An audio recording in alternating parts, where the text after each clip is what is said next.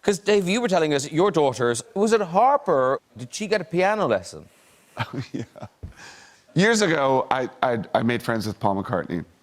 And his wife and my wife swapped numbers.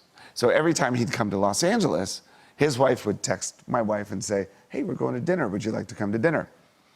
And of course, my wife knows who Paul McCartney is, but I don't know if he means the same to her as he does to me. He's a Beatle, you know, that's how I learned how to play music. Mm-hmm.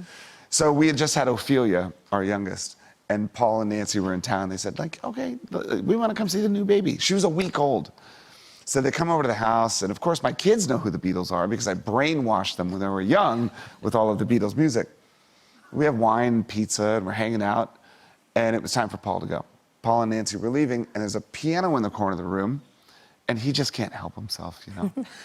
So he sits down at the piano, and he starts playing Lady Madonna in my fucking house. And my mind is blown. I can't believe this is happening. This is like the most full circle, crazy moment of my entire life. My daughter Harper, who I think was 5 at the time, is watching Paul McCartney on the piano, and she goes to the kitchen, she gets a coffee cup, she puts some spare change in it, and puts it on top of the piano like it's a tip jar. And I thought, she's a Grohl. I like that. And did he then kind of teach her some chords? He did, actually. She'd never taken a lesson to play any instrument at that point. And she sat down and she watched his hands. They sat together, and he was showing her what to play. And they wrote a song together. As they were doing it, it was the only time I've ever taken a picture of Paul. Because to me, I don't really want to do that. I just want to kind of be his friend, you know? Yeah.